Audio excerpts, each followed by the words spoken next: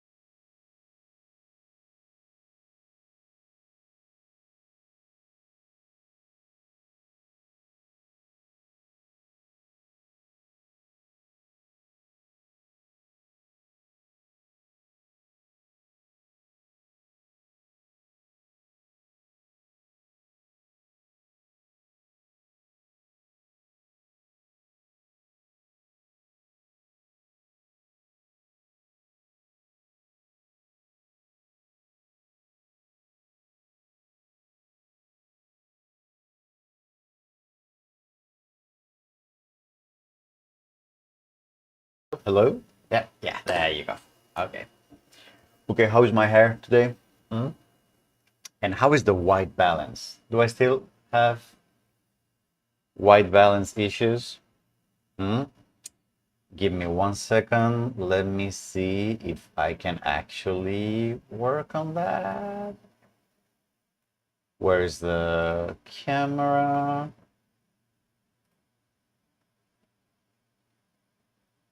Let me deactivate the white balance.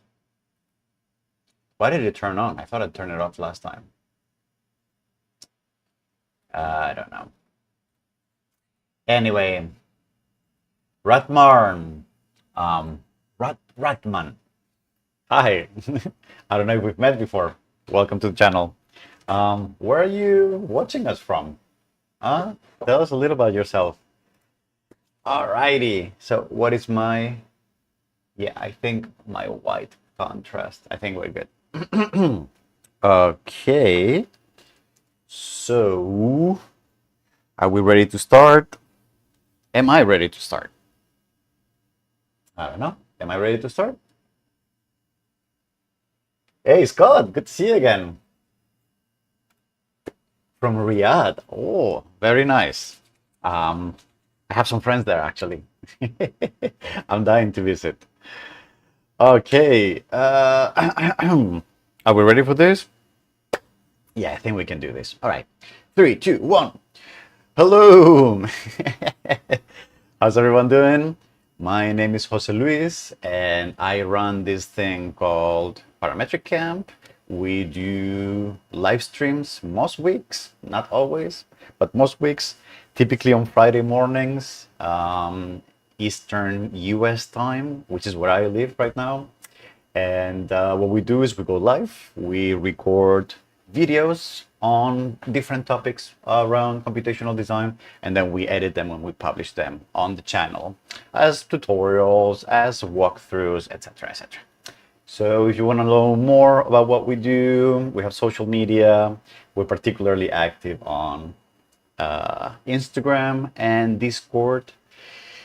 If you want to join the conversation throughout the week, there's a link to the Discord server in the description of this video. And if you want to know when we go live, join Discord, subscribe to follow us on Instagram. And there's also a link to a Google Calendar on the description of this video where I publish events whenever we're about to go live. Okay? Beautiful. What are we doing today? So I have a lot of stuff going on today. It might be a bit of a shorter live stream, maybe, I don't know. But I don't have. So the last 2 weeks we've been taking a look at the vGraphy computational design platform. That was actually quite cool. We published a bunch of videos, and there's now a playlist called Intro to the vGraphy platform. So if you're interested in online parametric, in web-based online parametric modeling, you should definitely check it out. Very cool project. Really looking forward for the project to expand and to take over. And I don't quite have, so you know how we record a lot of videos on the same topic and we arrange them in playlists and they become kind of like small courses, if you will. I currently don't have a big project or a big course that we're working on. So I'm kind of recording like small random videos here and then. And I don't feel ready yet to engage in a large project. There's a couple things that I want to do. There's like I want to make a video on Git and using version control. I want to make a video. I want to make a playlist on agent-based modeling. I want to be, we actually have a list going on in the, we actually have a list on our Discord. We actually had a list of topics that the community had suggested. Where is this? Yeah, somewhere here. Exactly. With voting, etc. I think Rhino Inside was pretty high. I think Git was also pretty high. There was what? Algorithmic modeling challenges. Oh, people wanted those. I forgot. OpenAI and Grasshopper, we've done some of that. So yeah, so we got it covered. And so, yeah, so some of this. But right now we don't have a big project going on. So what I would like to do today is there's a couple videos that I want to record that are basically fixes or improvements to playlists or videos that we have published in the past. Because guess what? We've been doing this for so many years now that some of the videos are actually obsolete. Which is something that happens quite often with technology, right? So there's been updates to software, there's been updates to APIs, there's been a lot of stuff. So I would like to perhaps record a couple videos to add to those playlists and to, yeah, as updates to those playlists. Topic TBD impromptu? No. So that's exactly what I was talking about, Victor, right now. Ratna, computational design, civil engineering. I used to work in structures back in the time. This is the civil background, and in my firm I'm working in mostly modeling. Well, then you are in a very good place here. The company is not involving me in design side, mostly in BIM, modeling implementation. What you suggest to advance in my career? We're working on Revit and Dynamo, not Rhino, sir. Well, funny story. I used to work at Autodesk and I used to work with the Dynamo team. So maybe at some point we could make some Dynamo videos. I don't know. So the thing with Revit is that it's a very interesting and very powerful tool, but BIM to me is more of a production tool. It's something that's very good for once you have your design to create a model for the purpose of documentation, for the purpose of tracking, for the purpose of communicating with all the stakeholders in the project. And in that sense, Revit and BIM tools in general are actually really good. But they don't strike me as good design tools. I don't think Revit is the best tool to think through a project or to make design decisions when it comes to a project. It's not flexible enough. It's not modeling. It's more about modeling and adding information rather than flexibility in design. So that's why perhaps we haven't talked so much about Revit or BIM in general in this channel. And that's probably why I think we may not do it anytime soon either. There is this, I think there's this channel called, there's this woman called the BIM Girl who has a YouTube channel all about Revit and Dynamo. You may want to check it out. I think she might be a bit more Scott, I'm going over your C# course on the weekends. Oh, thank you. So actually, one of the videos that I want to make today is for the C# list. And ArcPlato wants Rhino inside. I think that's pretty high on the list. So I think we may do some Rhino inside sometime in the near future. Okay, so what are we doing today? What are we doing today? So let me show you what I want to do today. So what is this? Yes. So if you remember, as Scott is discussing, we have this playlist called Advanced Development in Grasshopper, which is basically C# scripting inside of Grasshopper with the C# script component and for plugin development with Visual Studio. Okay? So now what happened?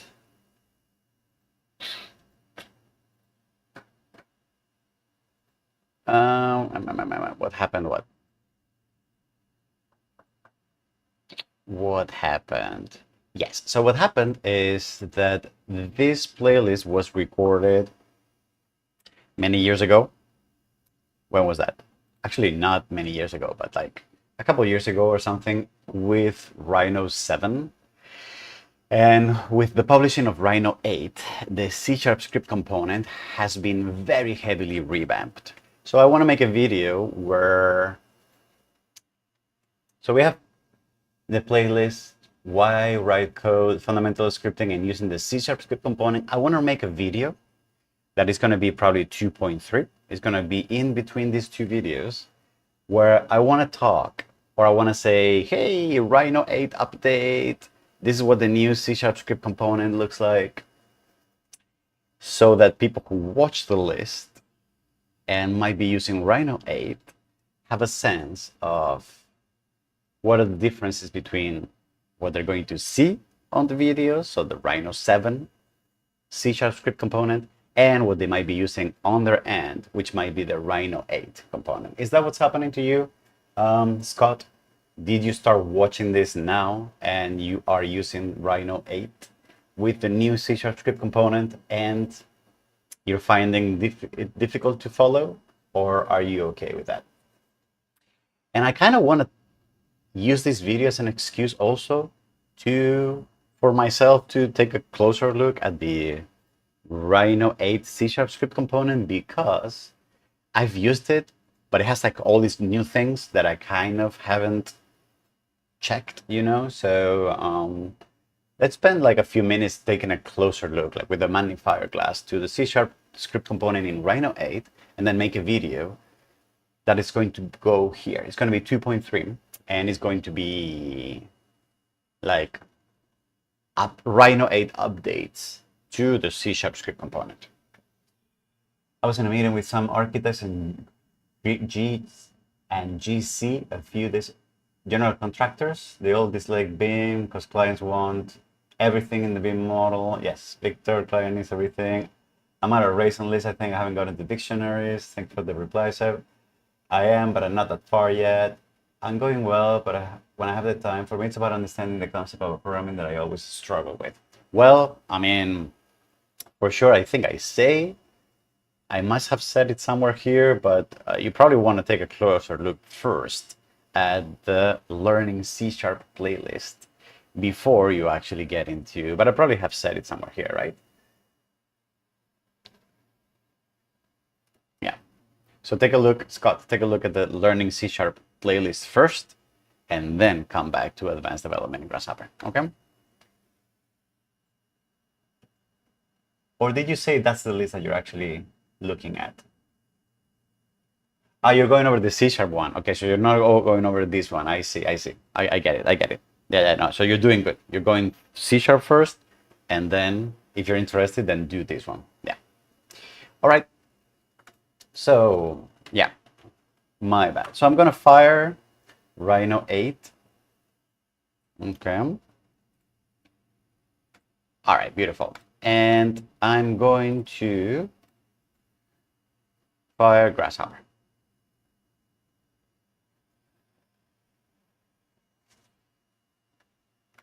And then we're going to go to the script component. you see we have this one that took 3 seconds to drop, and this is the new one. Yep. And if you change something here, it updates right away. If you change this, it also updates.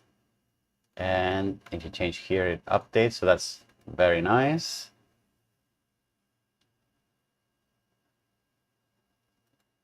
You can write pretty much anywhere now. That didn't used to be the case.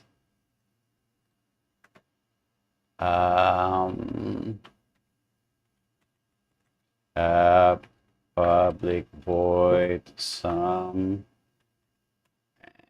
Yeah. Okay, and then print. Okay. So I don't know, does anyone? So the mouse wheel and control for zooming in and out does not work. So does anyone know how to use that? Does anyone know how to change the size of the text? Add solve overrides. Okay. Add preview overrides. Okay. So file, save, revert to state, close, edit, session, replace, toggle minimap. Toggle minimap. Toggle white spaces. Okay. Convert indentation, run. And it has breakpoints. So we may actually want to make a small video about breakpoints. That could be cool. Toggle browser. Okay. Toggle console. Toggle search panel.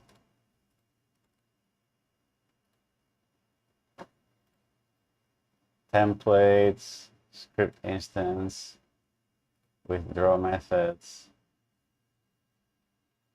Script. Whoop. Script. With NuGet package. I have no idea what this is. Instance. Script instance. So what is this? Examples. Help. Script Rhino common. Oh, that's actually nice. Point 3D. Okay, where's point 3D? Vector 3D. Well, not very useful. Tools, options to change the font size. Options to change. Ah, good one. Yes. Yeah. Would have been nice to have the mouse. Okay. Open command prompt. What is this? Run. I guess it's run. Not sure if they fixed it, but having the sidebar open might cause the code area to lose focus. Haven't used C# component in a while. Problems, breakpoints, terminal. I wonder. Right line. Hello. All right. Can we? Hello. Here we can print to the terminal. And does that print to the? Yes, it does print also to the out. Okay, that's nice. So what we can see basically is pretty good improvement in the window. Probably, what about a new list of doubles? Okay, list.add. Yes, so that has been improved as well.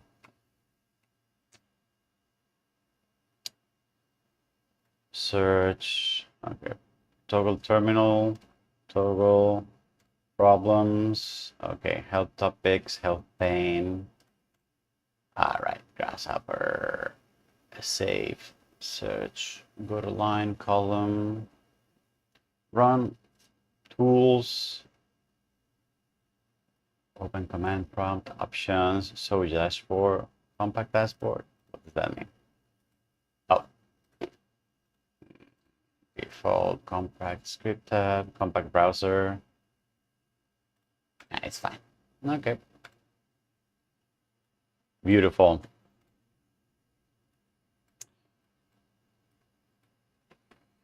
Okay, so I think what we can basically do is we can make a video where I'm going to go through these options. I can just explain that pretty much everything is the same with the exception of the console. Do we have anything about the console? Using the C# script component. Okay, so am I using the console at some point?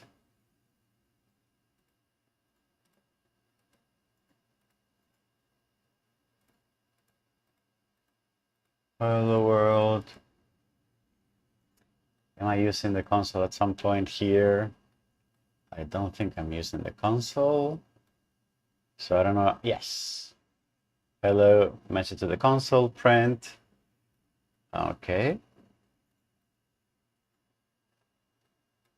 So I am using it. So that means that I can talk about that in the video. Okay. So if I do print,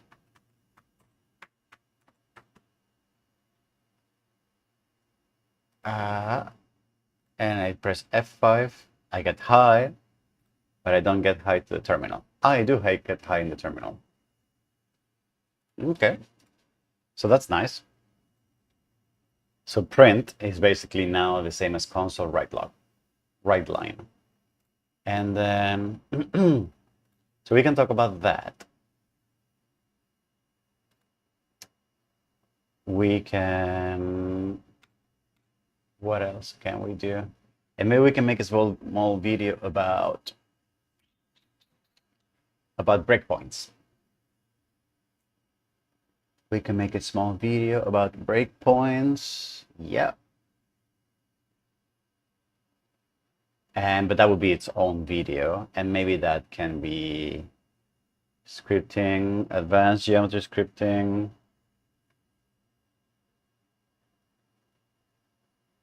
Error handling. Extended description.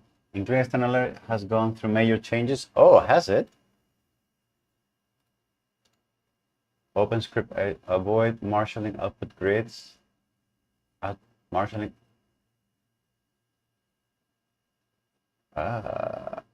OpenScript editor. Ooh. Victor, that's a really good one. So how do we now import external libraries? Tip, OpenScript editor export script, and then you save it as a CS file. Input. Yeah, so how do we do that now? That's a very good point. How to load external libraries. You try something in the code selection on the top, I forgot exactly what they changed it to. Okay, we may need to take a look at that. Okay, so I'm gonna write it here. The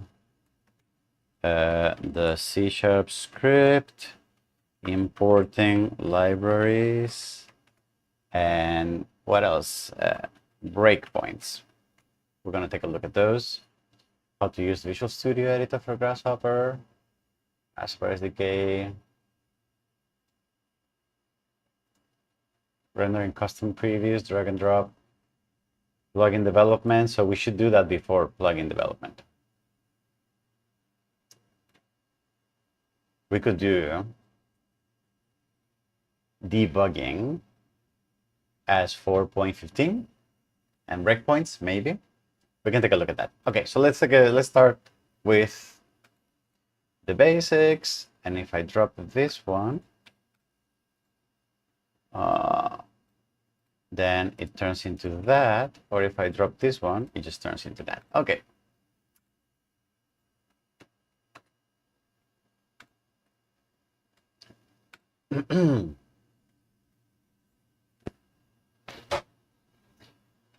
All right. So what else? So how are we gonna make this video? This video is going to be, how are we gonna record this video? We are going to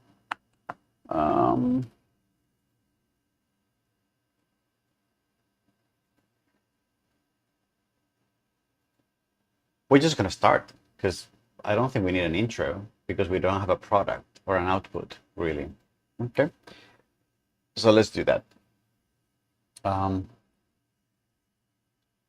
Victor, if you find a link on some forum or something about loading external libraries, could you please share it with us on Discord, for example?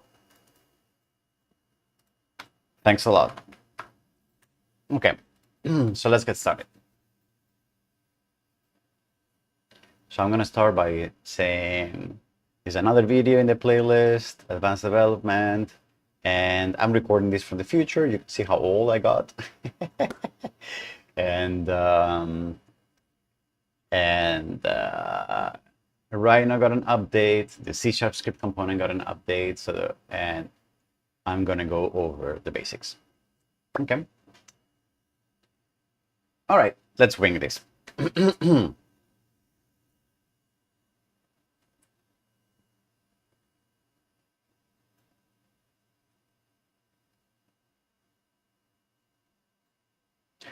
Hello, this is Jose Luis here at Parametric Camp, and welcome to another video in our series, Advanced Development in Grasshopper. Okay, so I'm recording this video from the future because when I first recorded this playlist was 2022 or something, I don't know. I'm recording this video in 2024, and at this point, Rhino 8 has gotten a massive overhaul and a big update, including Grasshopper, and in particular, in Grasshopper, the C# script component has also gotten a massive, a massive what? What did you get? A massive update. Yeah, massive update, probably. Okay, let's start over again.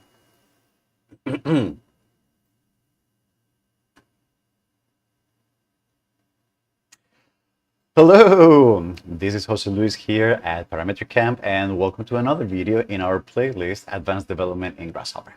I am recording this video from the future because when I first recorded this playlist, it was around 2021, 2022, and since then, a lot of things have happened in the Rhino world, and I'm recording this video in 2024 with Rhino 8 already out on the street and with Grasshopper, and in particular in the new version of Grasshopper, the C# script components and all the script components in general have gotten massive updates. So since all this playlist was recorded using Rhino 7 and using the old version of the C# script component, this video is for you to watch so that you can, if you are using Rhino 8 to follow this playlist, so that you can see what actually is different and what is really similar from what you have to what you're going to be seeing in the videos. All right. So what you can notice is that if I open Rhino 8 and the new version of Grasshopper, you can see that in the script tab, I now have like several versions of different script components, and I have this general script component. So if I want to now use the C# script component, I have two ways of doing that. I can just download the C# script component and start using it, or I can drag the script component and then click here on the button C, which will convert it into a C# script component. All right. What happens now is that if I double click on the script component, you can see that the editor for the C# script component has gotten a massive update, and in my opinion, a much nicer, really good improvement. So if you have watched the previous video where we went over the C# script component in Rhino 7, you're going to notice that in Rhino 8, the editor now looks much nicer, it looks much cleaner. So some things I'm going to go, I cannot, in this case, at least with this version, I cannot control and mouse wheel to zoom in. I have to go to tools, I have to go to options, and I have to go here to manually change the size of the typeface. So now I made it a little bigger so that we can all see. And you can see that the editor is pretty similar, at least the structure of the script instance is very similar. We have the libraries, we'll talk about that. We have the instance, so the main class that drives what the component does. And we have the main function, which, as we explained in the previous video, is the one where you're going to write whatever you want your component to do. All right. Similarly, if you just drop a component and you open it right away, you will get generic types for your inputs and your outputs. But one thing that is very nice from the Rhino 8 version is that now, if you want to change those types, if I go to X, if I right click and I say this is going to be a point and Y is going to be a double, for example, you can see that the editor has updated in real time and I don't need to close and open it to get those changes. So that is something very nice as well.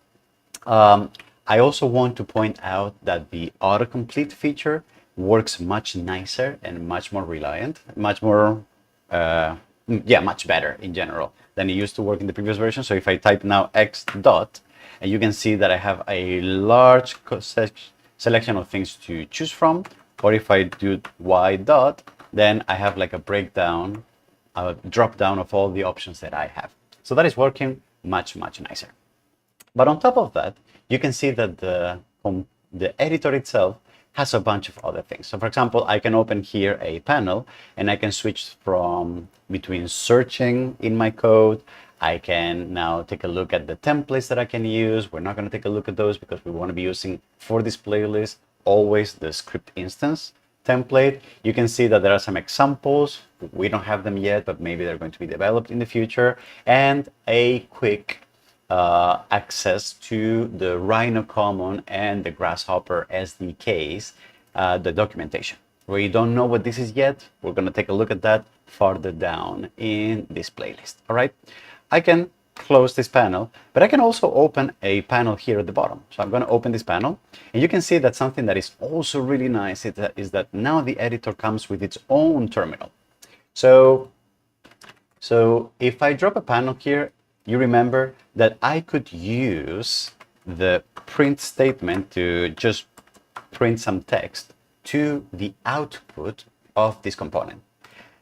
So if I now run this, you see, if I run now this, I get the hi message still on the output, but I also get it here on the terminal, which means that maybe now to take a look at errors or to print values, I don't quite need to have a panel here. I can have like a full screen editor and I can just take a look at what's going on here on the terminal. And also something that they have already also improved is that now, just like in Visual Studio, we have access to the console write line method, and that method connects both with the terminal here and with the panel, which is also a nice improvement. So if you're coming from Visual Studio and from console application development, you might be used to writing console write line, which is also a little more flexible than the print method. Okay, so now, down in the future, in all the videos on this playlist, whenever you see me writing print, you may just want to write console write line. That's going to be the same thing. It's going to work equally fine.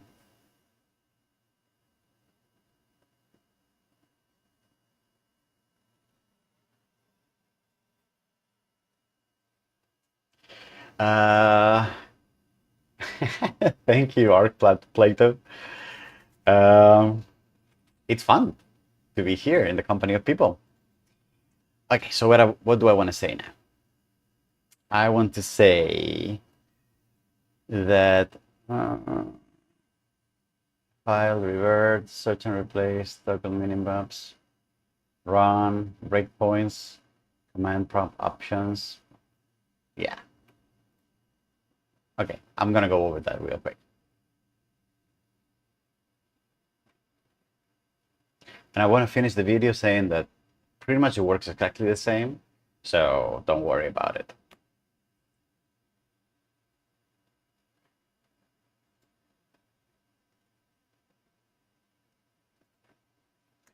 There's other features I also want to take a look at. So for example, now we have a full file tab where we can save the progress, where we can close, etc., etc. We have a minimap, so I can actually here go to toggle minimap and take a and look at this kind of mini browser for the code, which is also very common in other editors. So that is very nice, I have to say. And we can also toggle white spaces. So you can see how here, now I have these tiny dots that represent how many white spaces there are in the code. This is also a very common feature in other code editors. And I have an options tab. So here, that's where I change the typeface and the size of my fonts and some other options for making this toolbar a little bigger, a little smaller, etc., etc. This Windows is basically doing what I've already done with the buttons. You can see here that there are options to add override methods for preview and for insert before and after. We don't know what this means yet, but we will see what these do farther down on this playlist. And a couple of things that are very interesting is that this is really, really nice. They added the capacity to add breakpoints. Breakpoints meaning places where when you execute the code, the execution stops there and you can take a look at what the code and what the state of the values look like at that time during the execution. All right. So we will take a look at that farther down in this playlist. I'm going to make a video right now about how to use breakpoints in the editor. Okay. Beautiful. So I'm going to remove the breakpoint. Okay. And then I'm going to run the editor. It looks perfectly fine. So just bottom line, if you are watching this playlist from the future and you're using Rhino 8 or whatever, Rhino 9 maybe, I don't know, and you see that all the videos on this playlist are using the older version and the editor, don't freak out. It's pretty much the exact same thing. It's just that the modern version, the Rhino 8 version, has better autocomplete, it's a bit cleaner, you can type code anywhere, and it has a few more features for terminal dumping and a few more features for breakpoints, which makes the development experience in the C# script component much, much nicer than in the previous version. Okay, so I'm actually quite happy about the overhaul that this component took. Okay, beautiful. So with that, I'm going to let you continue into this playlist. Again, remember, if you see that the editor looks different from what you have, is because you are watching this from the future and these videos were recorded with an older version of Rhino, but the component looks and works, the component works exactly the same thing or even better now. Okay, thank you very much. And if you like this video, maybe like the video, subscribe to the channel, say hi in the comments, join us on Discord, etc., etc. All right, see you on the next video. Bye bye.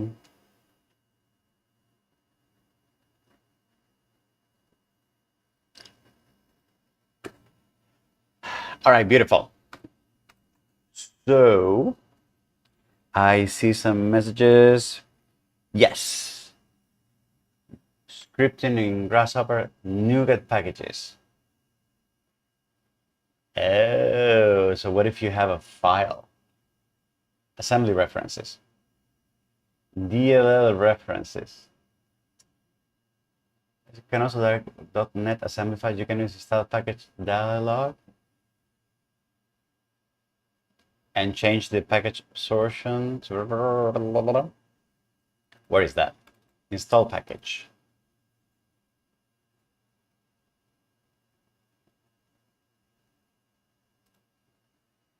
Install package. List Python packages. What is that? I don't know what that is. Where is that? And why are we watching, and why are we seeing this on Mac?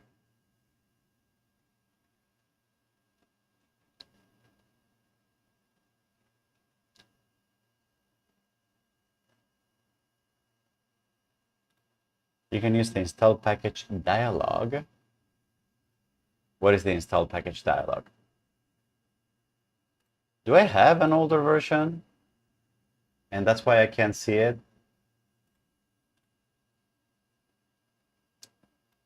Customizing the editor.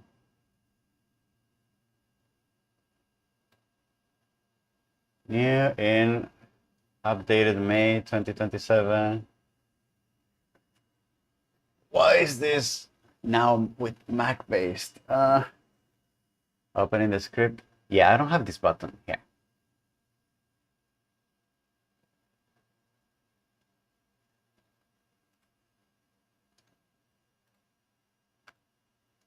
Oh, we can turn it on and off. I should have mentioned that.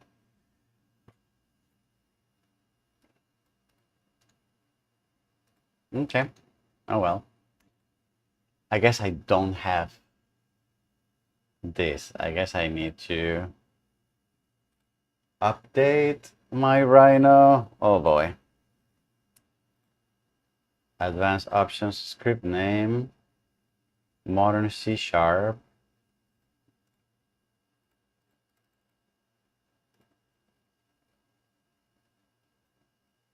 I guess I should have read this before recording the video, right?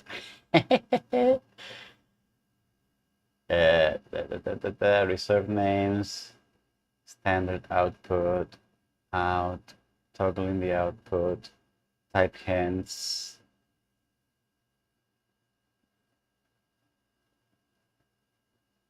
Extracting parameters. Yeah, right. SDK mode. Sure.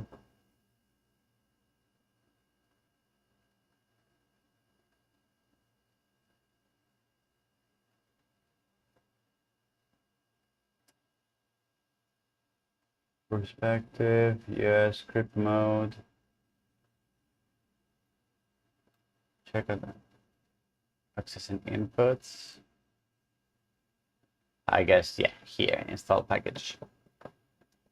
So, okay. I don't have that. So I guess I need to update. What version of Rhino do I have? Oh, from January. Okay, so I guess I need to update. But I think my updater, a new version of Rhino is ready to install. Okay. But I can't install it, so I guess I have to do it manually. Okay. So let me install Rhino. Update Rhino. And I see Victor has shared another link.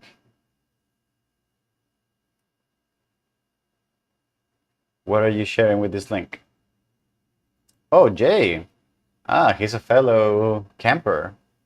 Yeah. So what do you mean? Explain.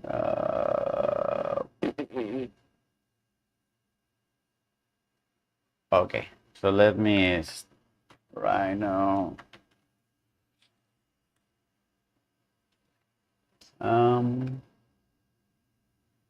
Yeah, I think I deactivated automatic downloads or whatever, and now every time I have to update, I have to update manually.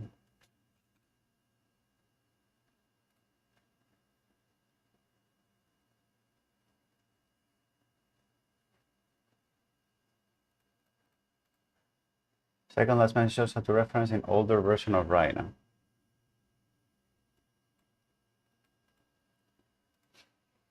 Let me take a look at that. How to reference? You mean this?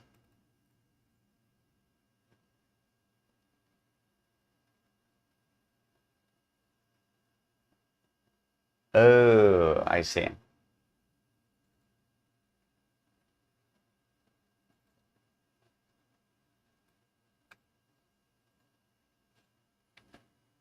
I see, I see. I see what you mean. So it would be just basically adding this line to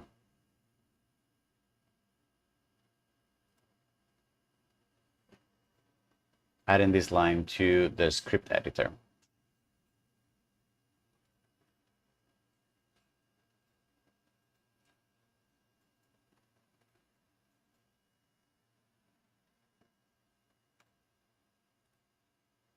Okay, I'm updating my Rhino right now.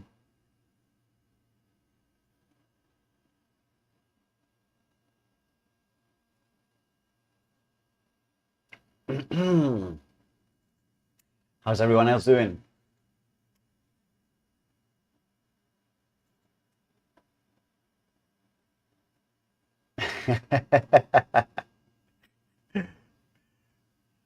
Oh, Art Plato. Come on, it's not that bad, probably.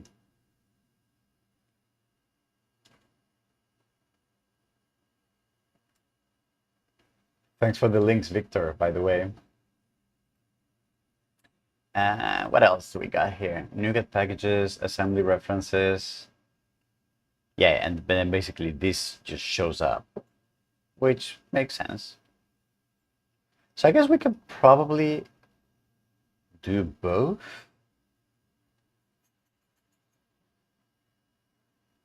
Revit is like brrr. Okay, I don't want to restart. No. Okay, so let's take a look at if I open Rhino. Yeah. Yeah. So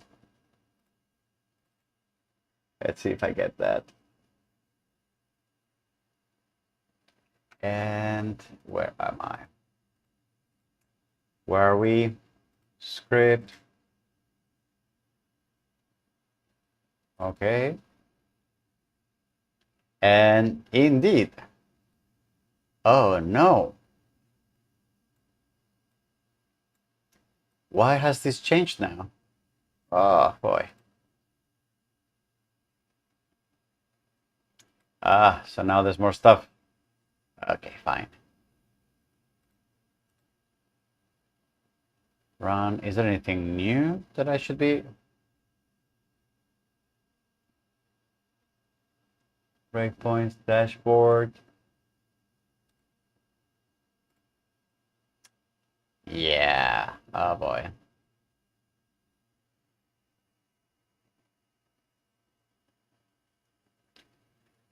And now if I do list, now it's a real list. It's not an I list. Yeah. Maybe it's great for certain things. Been using it for 20 years, but I'm liking Rhino and the world things I'm learning from Jose is infinite possibilities and no more limitations. Well, I mean, there are some limitations, but yeah, it's when you learn how to code, it makes things much better. Yeah. So for example, okay, so let's say that for example, Newton soft.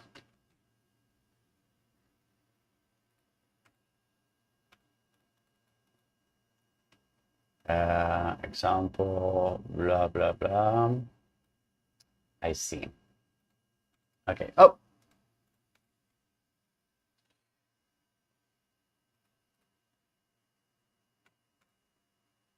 Yeah, I guess I need to update my Rhino a bit more often. So let's take a look at the video. So we're going to record now. What are we going to record? We're going to record importing libraries. How to load external libraries. So here, we were making an example.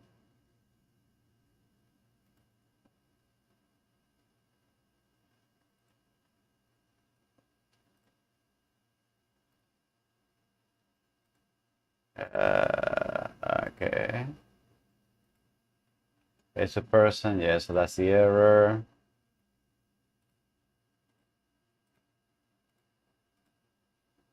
So what do? I recommend the link. We build a class. And then here we load it.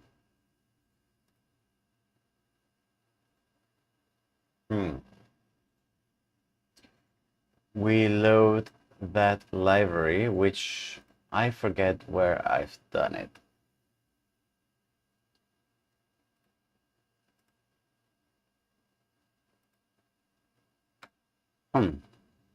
Well, I guess I need to find that because we need to. Okay, so let me find that. So where did I have that?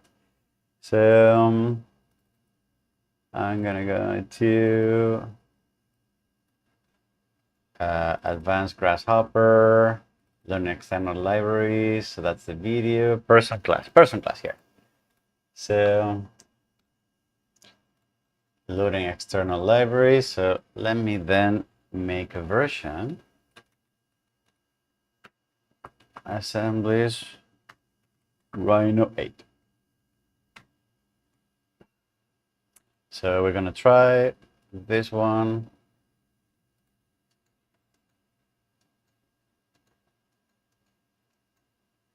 And well, I'm gonna try this myself because I've never done this. So I'm going to copy and paste all of this, but I'm going to replace it with C# script components. Ooh, what are they? Here. So name, age is professor, and then name is going to be a string. Where's the string? Age is going to be an integer, and its professor is going to be a boolean. And then it's going to be a person.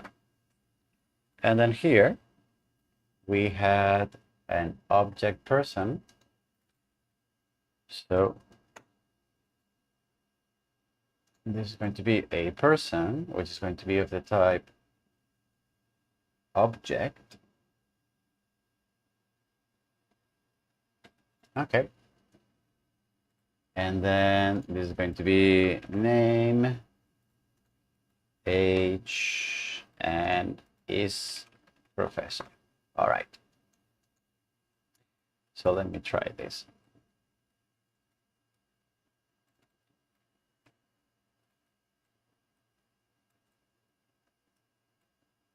Let me try this all the way here.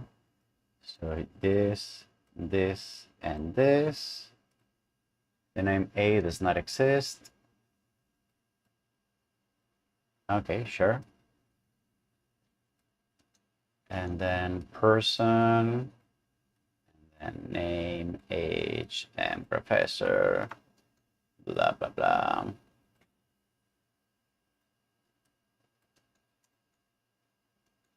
Person here, okay. So now what we need to do is go to here and then loading external libraries. So how do I no package specified package reference to script? So how do I find this relative path to library? So person class dot dll, because it is here. And what are we doing then? Here.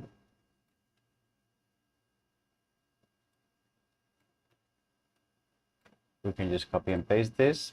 We have to use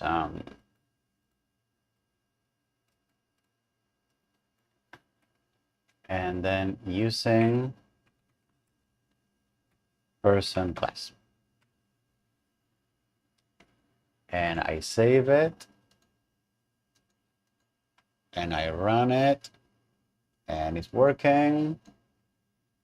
So now here I do the exact same thing. And I'm going to import person class.dll. Cannot find, not from NuGet, from DLL. Add reference using person class, and then here. I'm just going to copy and paste the same thing. I'm going to run it, and yes. Okay, so it works, apparently.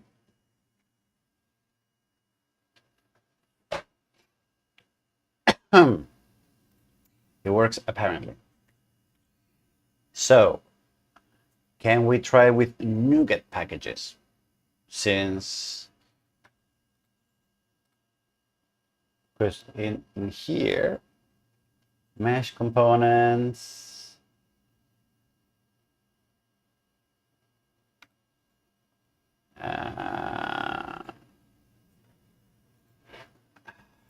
okay, so we go here,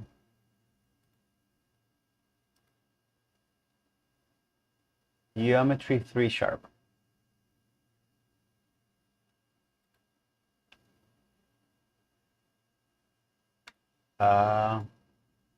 Okay, can we find that? So what if I want to add geometry 3 sharp? Oh, did it work? Just like that? Using G.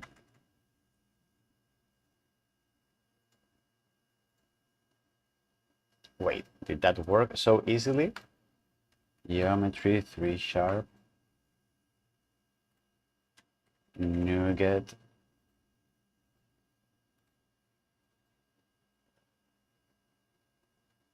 Oh.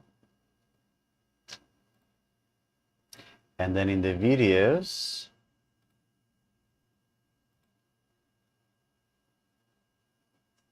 no, the mesh component, this, yes, this, whatever. Using G3. So is that what I'm using, G3? No. Geometry 3 sharp. And do I need to save it? Okay, so what does it say here?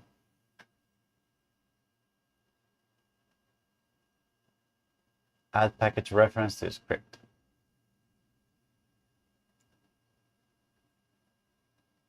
Add package reference.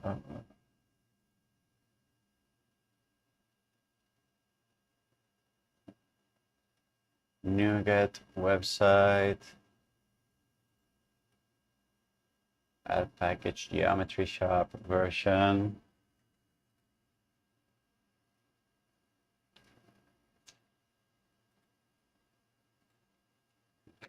Out.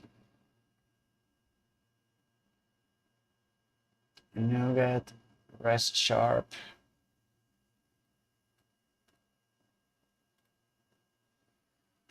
Okay, so let's say geometry 3 sharp, and then version this and this and this. No? Oh, with a comma. Okay, and then we run this. Do we get any troubles, any problems? No. Do using G3. And it works. What?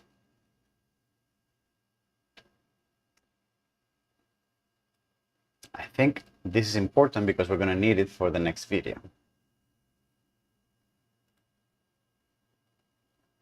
And in the video, how am I using that then? Mesh components, dmesh3.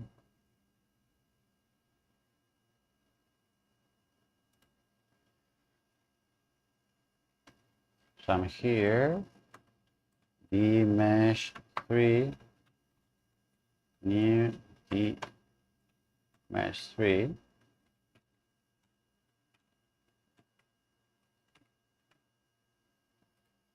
Okay, and does this work? It does work.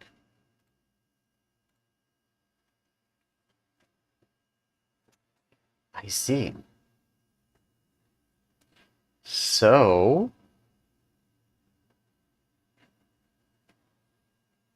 okay. So I guess this is what we need to do. Uh-huh. All right.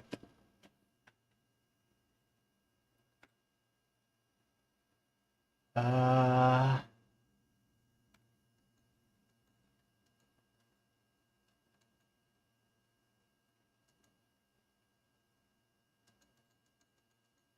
okay.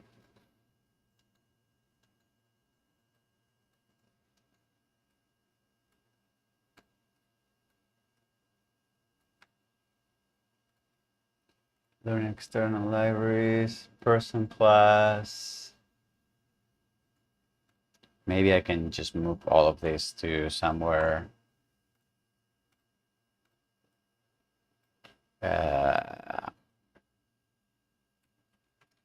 Somewhere on my desktop. Yes. And then I'm just going to close this. And libraries, I'm going to import this one. Name A does not exist.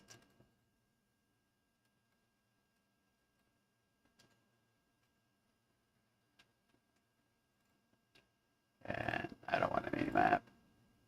Okay, and then I'm going to remove this from here as well.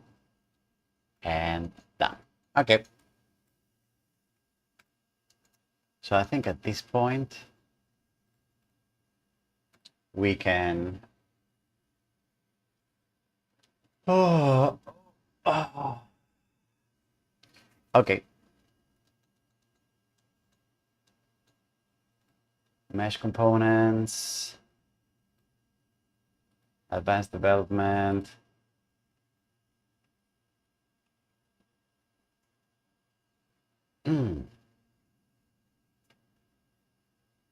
We can probably move this over here. Okay. Because in the next video, we're going to do hands-on, and it's going to be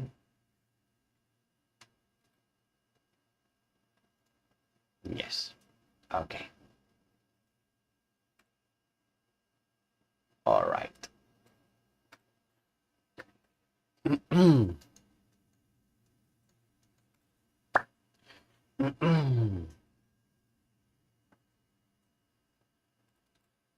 Okay, so video. What are we going to do? So I'm going to intro the video by saying that this is going to explain how to load external libraries in Rhino 8, which is a little different, but it also comes with new possibilities.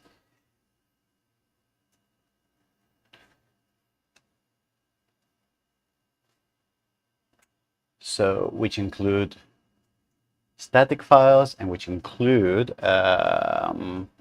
NuGet packages. Okay, beautiful. Okay, let's do this.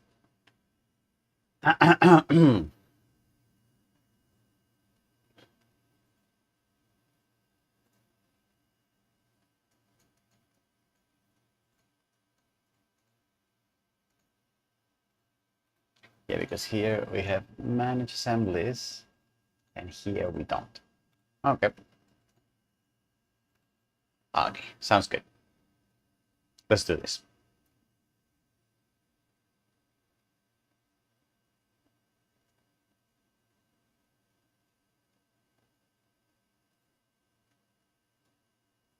Hello, this is Jose Luis here at Parametric Camp, and welcome to another video in our series Advanced Development in Grasshopper. I am recording this video from the future where we have Rhino 8 and we have an updated version of the C# script component, because if you are watching this playlist in the future, when I was recording the original playlist, it was Rhino 7, and we were using the older version of the C# script component.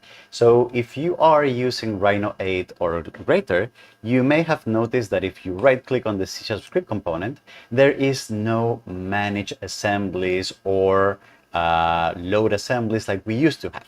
Okay, what happened is that when they updated the script component in Rhino 8 or higher, they changed the way assemblies are loaded. So I want to record this video because you've probably seen the previous one where we loaded assemblies using the older version of the C# script component. All right.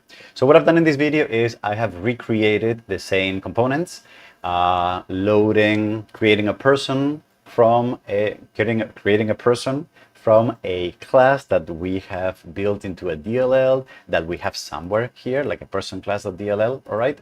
And then I want to encode that into an object and then decode it into another component, all right? So what I'm going to do is I'm going to remove everything. I'm going to plug in here what I had before, and then I'm going to remove this component, and I'm going to plug this here, and you can see that right now it's doing nothing, all right? So if you remember from the previous video, what we did here was I'm trying to use the C# script component to create an object of the type person, and that type is a type that we have created in an external DLL that we have built with Visual Studio. All right, that DLL is here. So before, in the previous video, what we used to do was to just attach that DLL by managing the assemblies in one of the options that we had here. We don't have that anymore in Rhino 8. The way to load assemblies in Rhino 8 is slightly different, and is managed inside of the script editor using this button here, which is for installing third-party packages for this script. The moment we click this, we have two options. We have options for sourcing our package from the NuGet package manager. I will talk about that in a second, but we're going to start by taking a look at DLL references. DLL reference is basically referencing a file that is living somewhere in your system, okay? Very similar to what we did in the previous video. So the way to specify that package is here in this text box to write a fully qualified way of finding a fully qualified path to finding that file. All right. If that file was somewhere in my file system, I would probably type c/my desktop /files whatever. But absolute paths are typically not a good thing, because if the file changes, whatever, I don't know. I don't like them a lot. I like relative paths much better. What does that mean? It means that if the Grasshopper file that I'm working with is this one, and that if the DLL lives in the same place that that Grasshopper file lives, then the relative path is just no path. It's just the name of the file. You don't have to add any relative path. What you could do is you could create a folder here, and you could call it libraries, for example, and then move the person class in there. And then the relative path would be something like wherever I am, go into the library path, and then \person class.dll, which is the name of the file that we are trying to load. All right. The moment I click add reference, you will notice that what the editor will do is that it will immediately add this hashtag R and then the location of where to find that file. Remember that now that is a way of referencing the package. We still have to load the person class into the script as a library. And once we have that, now we can say person p equals a new person, all right, with this name, this age, and whether if it's a professor or not, all right? And then I want to output that p. I'm going to execute this, and you can see that right now, perfectly, I have created this person. It's a person class, same thing as we had before. Now I'm going to do the same now for here. I'm going to open the script editor that I want to use to deserialize that object, and I'm going to do the exact same thing. I'm going to import the package. I'm going to go to DLL reference that is inside of the library / and it's the file called person class.dll. I'm going to import it. I'm going to say using person class, and then I'm going to take the object that I created, and I'm going to say person p equals, and then I'm going to cast the object like we did before, person class person. All right, I'm going to run this, and then I'm getting an error. Person class is oh, sorry, not person class, person. Exactly. I'm going to do that, and then name is going to be equal to p.name. Then, excuse me. Then age is going to be equal to p.age, and is professor equals p.is professor. All right, I'm going to execute that, and you can see that none of this could be found. Maybe I am messing something up with the casing. Is that correct? Yes, because they're uppercased. All right, so let me fix that. Uppercase, upper A, and upper I. And then boom, the thing is working. All right, fantastic. So that's great. So basically, just remember that if you want to load a static DLL from a file in your system using the new version of the C# script editor, you just have to go through the import package, DLL reference, and type here the absolute or the relative path to where that file lives in your system.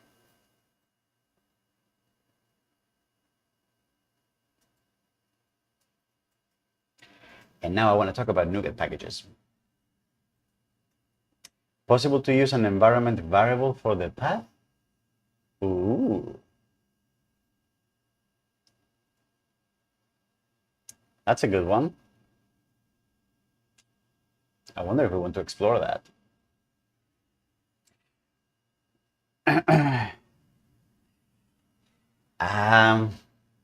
I think that's a good one, Richard, but it might be a little too advanced for a beginner's playlist. I don't know. I'd rather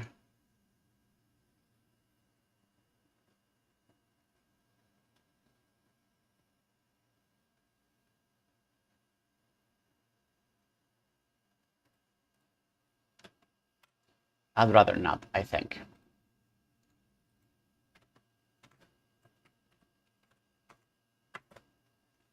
I'd rather do this.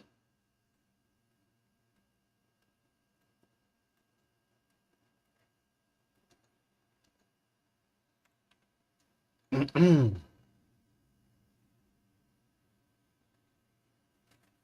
let's talk about NuGet packages now. And actually, maybe I can show the video. Maybe I can show the actual video.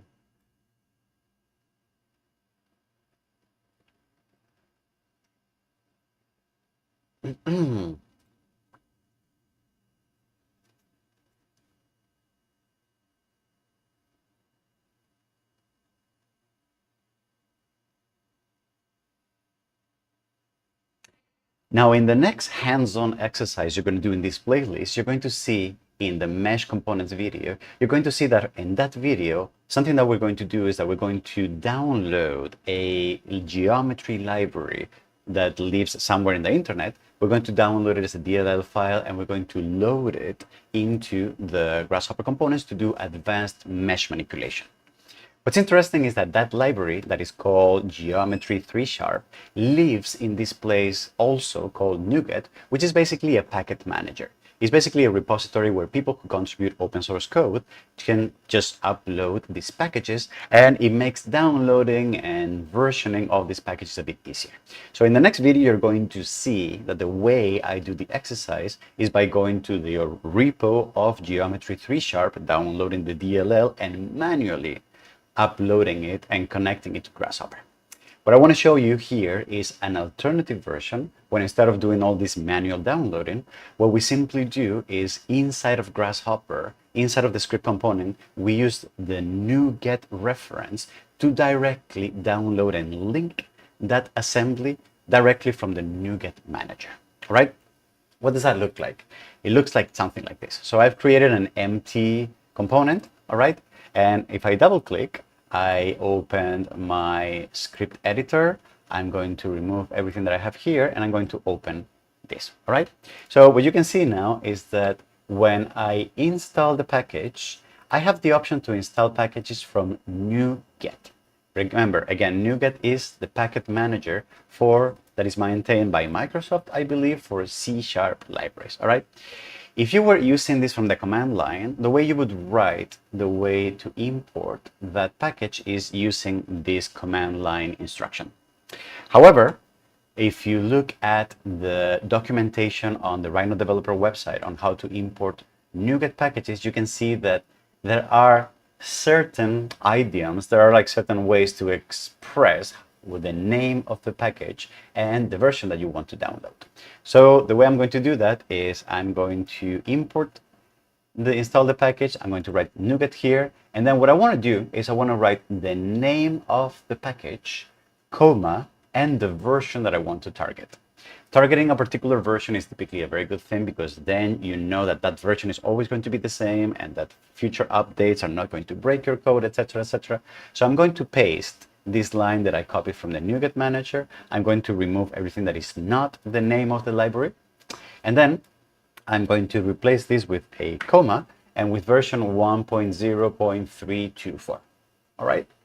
The moment I hit install, you're going to see that this new line shows up. This is not anymore a reference to a file in your system. This is a reference to a package that lives on the NuGet package manager. This is the name of the package and this is the version. And now remember that you need to import the namespace of this library so that you can access it on your, I will show you how to do that in the next video, but just as a teaser, this namespace is called G3, all right? And what we're going to do is we're going to create meshes with the particular characteristics of that library. Those are going to be called dmesh3.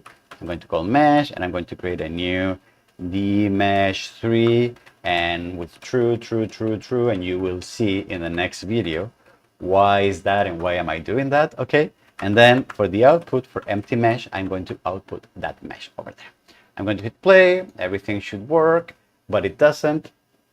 Because empty dmesh, all right?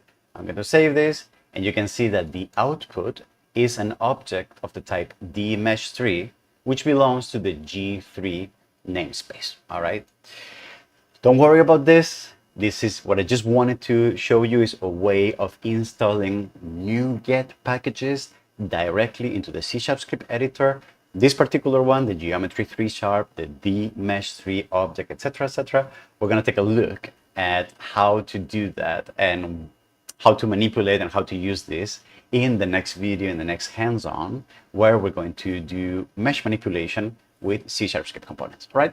So let's actually go ahead and move on to that video. Thank you very much. And if you like this video, maybe consider hitting the thumbs up, subscribing to the channel, saying hi on the comments, etc., etc. Thanks a lot. See you in the next video. Bye.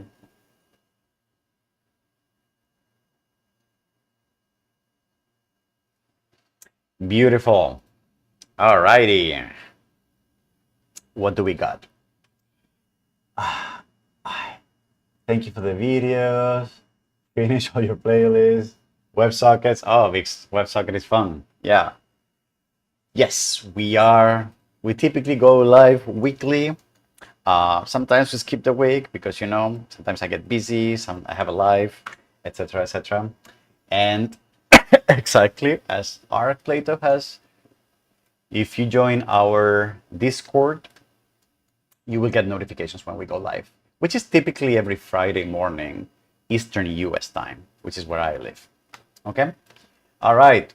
So that is good. We're going to close all of this. We're going to move this to here. I need to remember to update these files in the repo. I'm going to do that right now. Parametricum, GitHub, advanced development in Grasshopper.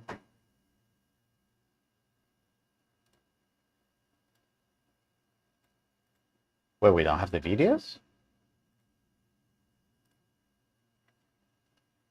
Really?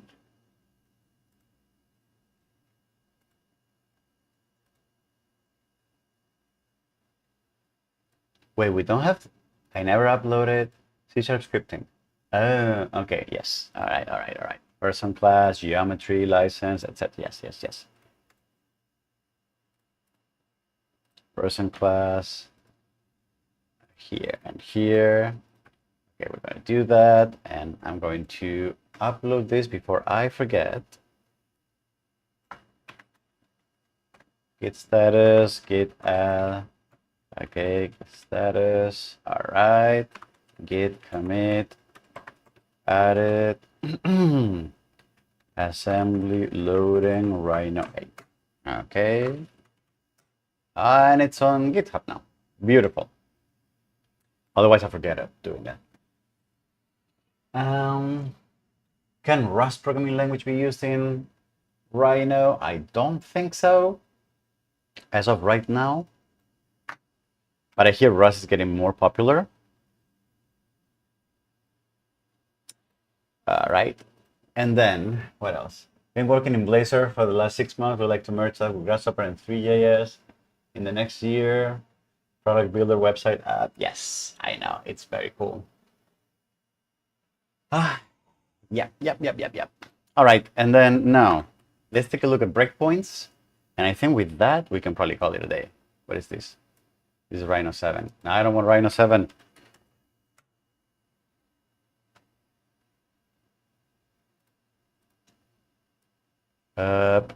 Okay, breakpoints. So what are we going to do? With breakpoints, I basically want to design some kind of example. We're taking a look at what's going on. What is this model attribute? Oh, these are cool. Should we take a look at this at some point?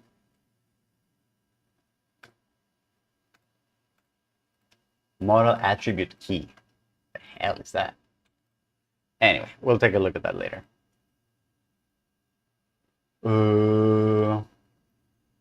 Andy Payne probably knows what all of this is about.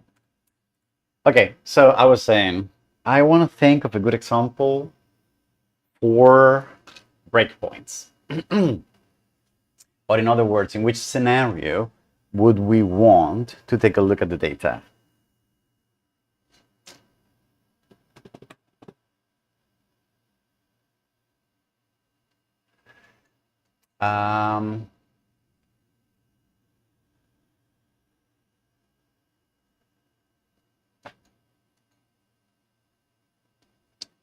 Maybe we can just create a bunch of random... Okay, so something maybe we can iterate over. Okay, so let me try something. Random numbers. Let's create 10 random numbers, 9 random numbers, and 10. Okay, and then the seed, and the seed is going to be 0, 1, and 2. All right, we're going to make a bunch of vectors here. Vector x, y, z. So now we have a bunch of random vectors. Okay, random vectors. And I want a null item. And I want to mix it in here. So can I just make a null item? And can I just weave? Can I just merge this into a thing.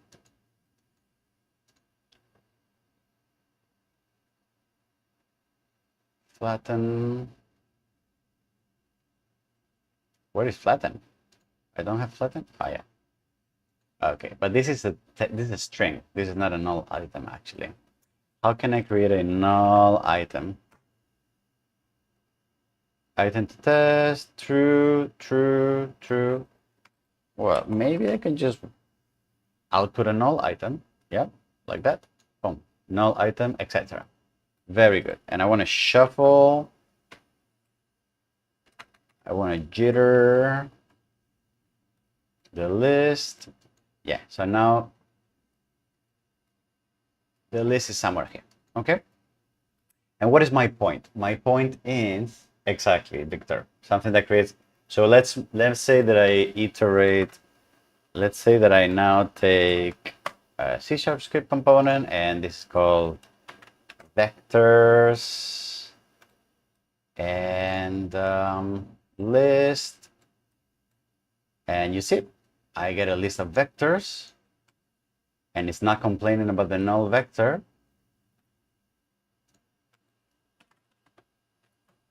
And I'm going to write here to try to calculate the length of each one of those vectors.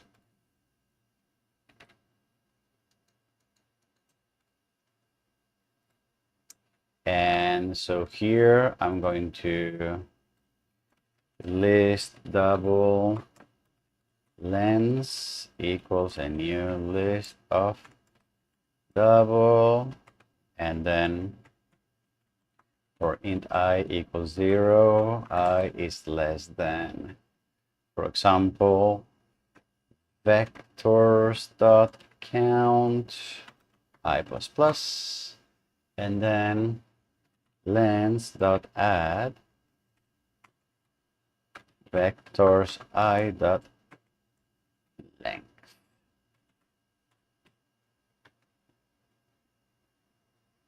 And this is vector 3D. That's why I didn't. Now it's complaining because one of them is a null, and then the conversion failed. Ah.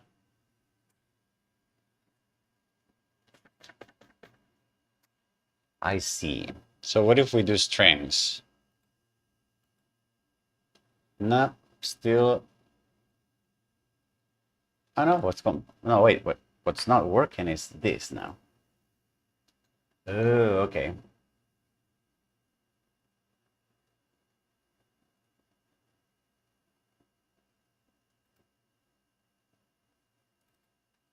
I see. Okay, so let's make it simpler.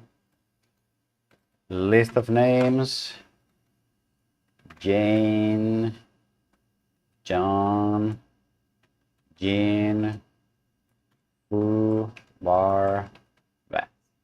All right, multi-line data.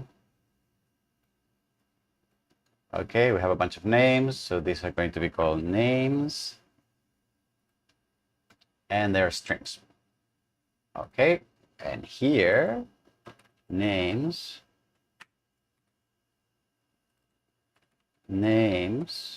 and length. We can call this digits. And characters is going to be length. All right. If we do this, then object reference not set to an instant of an object. Exactly. That's where we want to go.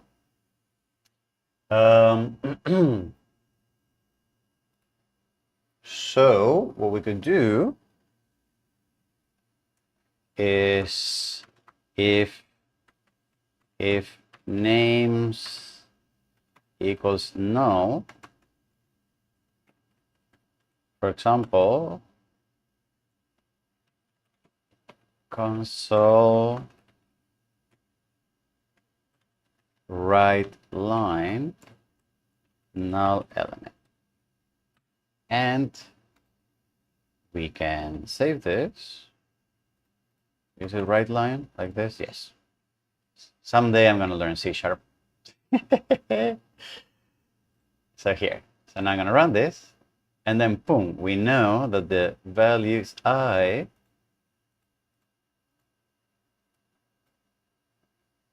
Exactly.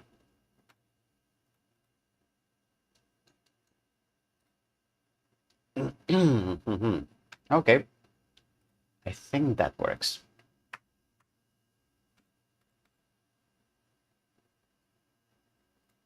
Or we can do this, and then items 0, actually, wait. String name equals names dot I. Name dot length. So if we now save this and we run the code, we can see that name is bar. We can continue.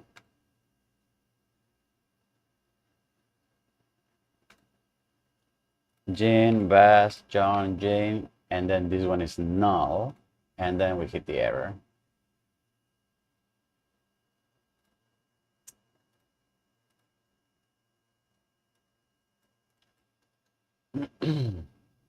Okay.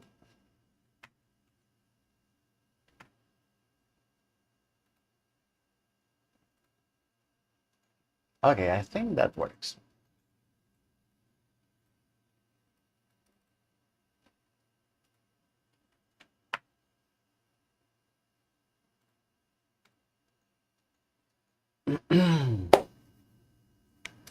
Okay, I think that works as an example.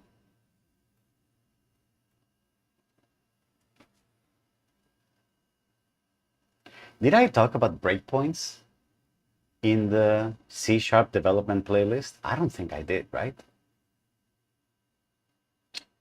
I don't know that I talked about debugging. Huh, okay. Well, my hair is a little crazy today, huh? Look, look.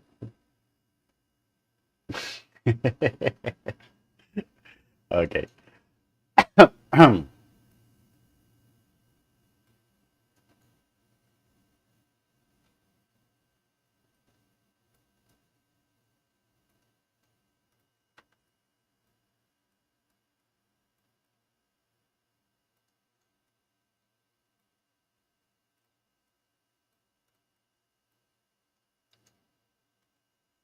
And I'm going to save this. Where am I going to save this?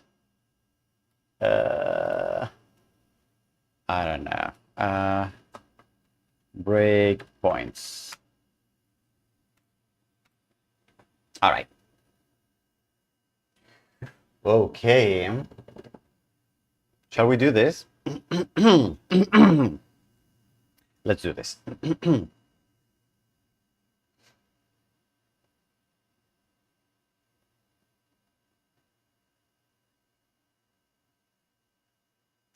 Hello, this is Jose Luis here at Parametric Camp, and welcome to another video in our playlist, Advanced Development in Grasshopper. So I'm recording this video from the future with the new C# script component in Rhino 8, and I want to introduce you to a new feature that is part of this new revamped, updated C# script component, which is breakpoints, or in other words, the ability to take a closer look and debug errors that might be happening inside of your C# script component. I don't believe I have talked about breakpoints in other videos, so maybe we can start here. But let's start first with why would we want to use breakpoints? Why are they useful? How can we use them as a debugging tool? So let's imagine a scenario where I'm writing a C# script component that takes a bunch of names. So those are going to be strings. And what we're going to do is we're going to calculate the amount of characters that each one of those names has, the amount of characters, right? And for some reason, the way those names are generated, maybe we imported them from a file, maybe someone wrote them incorrectly, whatever. For some reason, one of the names is not a valid name. One of the names is a null object. So there was an error importing the file. I don't know. There's like many things that can go wrong when you parse data, when you import data, when you exchange data, all those things. What that's going to mean is that if I write an algorithm of this kind, for example, I'm going to write an algorithm, let me make this a little bigger perhaps, I'm going to write an algorithm that is going to iterate. I'm going to write an algorithm that is going to iterate over all the names in a list of string that is imported. I am going to create an empty list of integers. So that's probably going to be an integer, sorry. And then what I'm going to do is with a for loop, I'm going to go over all the names, and then I'm going to fetch each one of the names individually from the list of names, and I'm going to calculate its length, so name.length, and then I'm going to add that length to the list of lengths that I have here, and then I'm going to export that here. What you're going to see is that if I execute this code, I am going to get an error. What is this error going to be? Error running the script, object reference not set to an instance of an object. I don't know what's going on here. And I also get the same error here on the terminal, the new terminal for the Rhino 8 C# script component. All right. Let's imagine that instead of a simple list with 7 names, these were millions, and that I didn't quite have the patience or the capacity to just start scrolling down and seeing visually if I can find what the element that is causing the error, which one it might be. So one way to go about this could be using breakpoints as a way to analyze this code. So for example, let's say that I suspect that one of the elements might be a null element, and that I want to know which one it is, in which position on the list it is. Something that I can do is I can say, for example, if name equals null, then I want to print something to the console. So console write line found null element. All right. If I do this and I execute this code, you can see that indeed we did find a null element. You can see it on the message on the console. I can't make the console any bigger, sorry. It's probably difficult for you to watch, right? But let's say that I want to know as much information as possible of when this error happens. Something that I can do is I can say, well, I know that the error is happening when this name is null. So when this line of code executes, all right? Actually, no, let me undo that. Let me just say that I'm going to create a breakpoint here in this line of code. So I'm going to press on the left of the number, and I'm going to create this red dot. What that's going to do is that it's going to turn on debugging mode. What you can see is that the play button now has like a tiny bug on it. And when I hit execute, what's going to happen is that anytime the compiler or the executor is going through this line of code, the entire execution is going to halt. And what I'm going to do is I'm going to get this interesting breakdown, a snapshot of the state of the program at this time. So you can see that the value of the variable I is 0, which means it's the first iteration of the for loop. The value of name is bar, and the value of characters is still null because there's nothing going on there. All right. So what I can do is I can now say step into one method. So go down one line. Length is now the number 3, and now go back to another one, and you can see how the execution is going one step at a time, one step at a time, one step at a time. You can see that at some point, when I hit the element number 5, you can see that now name is null. You can see that it turns out that I have found that when I equals 5, then the element in position number 5 in the names list is a null element. So that could be, is that matching what I actually have? Yes. So you can see that in the list, in position number 5, we have a null element. And then check this out. The moment I let this line of code execute, right?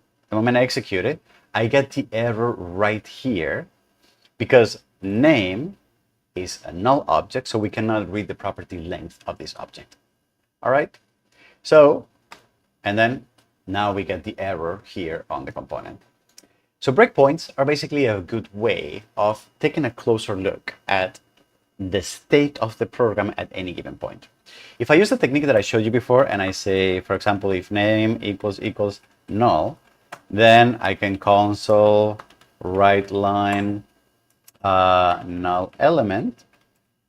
And if instead of setting the breakpoint here, I set it on this line, I know that this line is only going to execute whenever name is equal to null. So now when I run the code, instead of having to go through all the steps, which would have been crazy if I had had a million of strings, now I can go directly to pausing the program the moment I know that there is an error, and then take a look at the state of the program. So now I know that is element number 5, the one that is a null element. What that means is that before this C# script component, maybe I can now go ahead and write something that cleans up the list, that targets the 5th element and removes that element from the list. Or I could implement those error checks. I could implement them here in the code. Okay, so I could say, for example, I could stop the execution and say to the lens add the value of 0, or otherwise then just add this here. And if I now run this code, I believe, even without the breakpoint, I believe that this is going to work perfectly fine. You see, now we have 0 here. Now we have correctly debugged and improved our code and make it a bit more resilient and a bit more error proof. Okay, so remember, breakpoints are a fantastic tool. If you want to try to debug your code, find exactly where certain errors are, or at any given point in the life of a program, to just stop the execution and take a look, take a snapshot of all the values of all the variables that are being executed and are being updated along the execution of your script. Okay, beautiful, fantastic. So with this, I think this is as much as I wanted to cover for this new update in the Rhino 8 C# script component. And I think we're ready to move on to the next videos on this playlist. Thank you very much. And if you found this useful, maybe like this video, subscribe to the channel, join our Discord, say hi in the comments, whatever. Thank you very much. See you in the next videos. Bye-bye.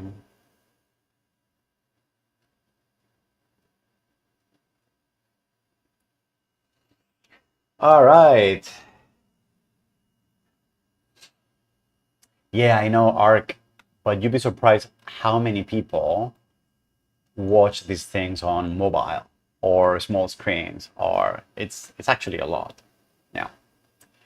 Okay, I think with this is all I wanted to cover today. I need to go. I have a lot of stuff going on today. Have I told you that I'm training for a marathon? Yeah, I'm on my some kind of age crisis, and I want to believe that I'm still so I signed up for a marathon, and I'm absolutely regretting it because the training is very, very intense. Anyway, this was great. I'm very happy we recorded these videos. I had been meaning to update the Advanced Development in Grasshopper playlist with these minor updates, so I think that's good. I have some other updates that I want to do. Some of the videos in the Fun with AI playlist are referencing older versions of the OpenAI API. So I think I want to take a look at those and see if we can update those. All right. So maybe we do that next week. And once we have that, I think I might be ready to take a stab at a larger project. In other words, Git, or I may want to tinker a little more with AI and record some videos for some of the teaching that I'm going to do in the fall. I need to think about that. Actually, that would be really good. That would be pretty good, actually, if I work a little towards that. Okay, let me use this week to think about what do we want to improve, okay? And then we can figure it out in the next coming weeks, okay? That's a sin. What is a sin? Watching this on a small screen, I guess, right? Thank you, Scott. Thank you, everyone. And I'm going to go run some errands. Then I'm going to go and actually run. And then I'll probably be complaining about that long run for quite a deal of the rest of the day. Okay. Thank you very much and see you next week. Bye bye, everyone.